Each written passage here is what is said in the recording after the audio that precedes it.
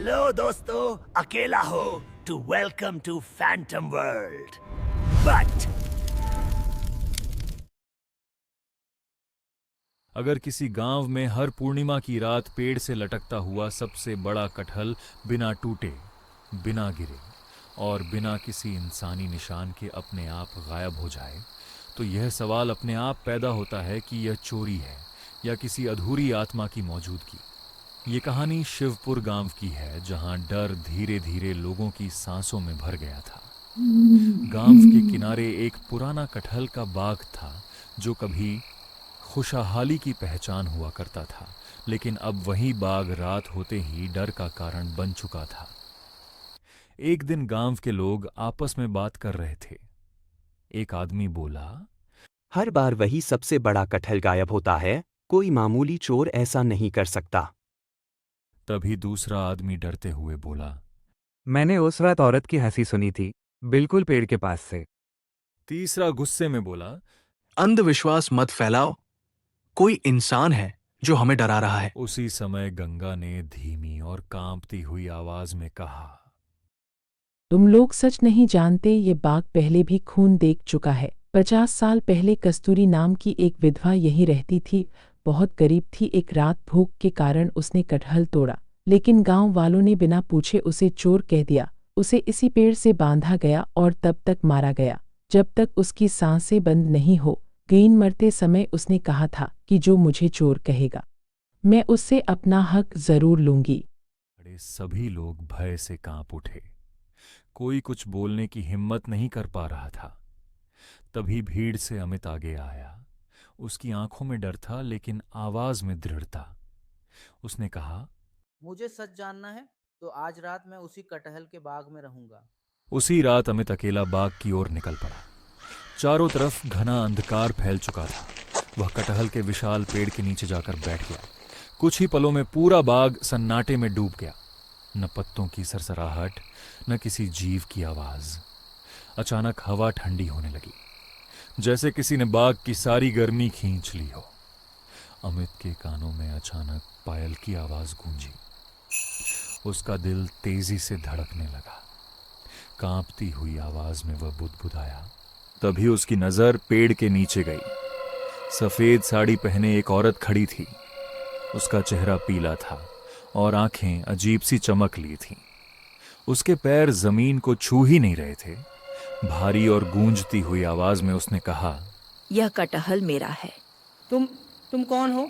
लेकिन इससे पहले कि वह और कुछ पूछ पाता, उसकी आंखों के सामने अंधेरा छा गया और वह जमीन पर गिर पड़ा। अगली सुबह पूरे गांव में हड़कंप मच गया। अमित उसी बाग में बेहोशी की हालत में मिला और एक बार फिर उसी पेड़ से सबसे बड़ा कटहल गायब था। अब गांव वालों का सब्र टूट चुका था। उन्होंने पुलिस को बुला लिया। इंस्पेक्टर वीर प्रताप सिंह गांव पहुंचे। लोगों की बातें सुनने के बाद उन्होंने गंभीर स्वर में कहा, डर चाहे इंसान फैलाए या कोई साया, सच्चाई छिप नहीं सकती। उन्होंने निश्चय किया कि आज रात वह स्वयं बाग में रुकेंगे। उसी रात इंस्पेक्टर साहब कटहल के बाग की ओर निकल पड़े।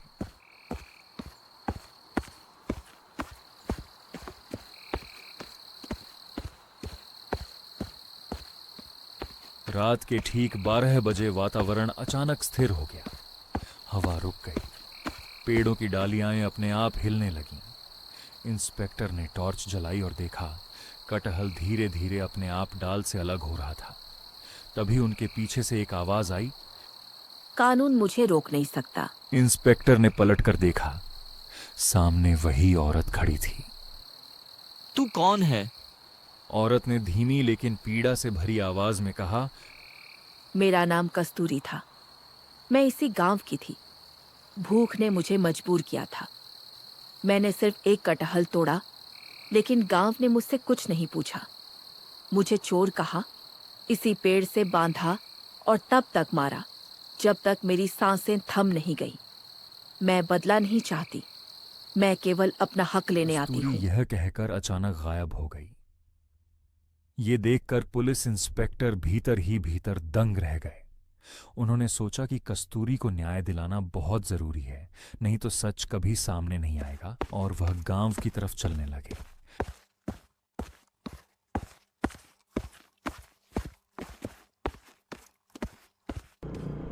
इंस्पेक्टर ने उसी रात बिना समय गंवाए सबूत जुटाने के लिए अपने पुलिस स्टेशन की ओर रुख किया।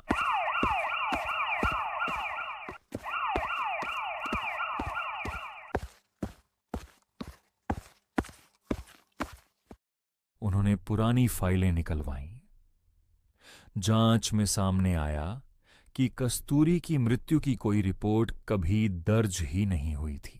अगली सुबह पुलिस इंस्पेक्टर गांव में आते हैं और वहां लोगों को कहते हैं, जिस कस्तूरी को तुम लोगों ने चोर समझा वह चोर नहीं थी, भूखी थी, मजबूर थी, लेकिन तुम लोगों ने बिना सुने, बिना समझे उसे इसी गांव में मार डाला। उसे पेड़ से बांधकर पीटा गया और उसकी मौत की कोई रिपोर्ट तक दर्ज नहीं की गई। वे सब अब कानून से नहीं बचेंगे। सबूत मिल चुके हैं, जल्द ही गिरफ्तार किया जाएगा और जेल भेजा जाएगा। कोई भी दोषी बचेगा नहीं।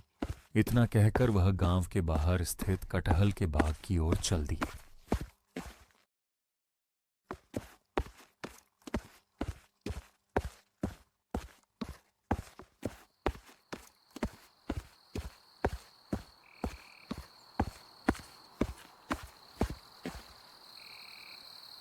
इंस्पेक्टर फिर बाग में पहुंचे। उन्होंने कहा, कस्तूरी, तुझे न्याय मिल गया है। कस्तूरी के चेहरे पर पहली बार सुकून दिखाई दिया। अब मुझे कटहल नहीं चाहिए। कटहल के बाग में एकदम शांति फैल गई थी। ऐसी शांति मानो वहां रात ही ना हो। शिवपुर गांव में एक अनोखी शांति थी, लेकिन अब उनसे डर नहीं बल्कि सीख जुड़ी थी। गांव वालों को समझ आ गया था कि सबसे डरावनी चीज भूत नहीं होती बल्कि नाइंसाफी होती है। और ऐसी हॉरर और मिस्टीरियस कहानियों के लिए फैंटम वर्ल्ड को सब्सक्राइब करें। हर हर महादेव।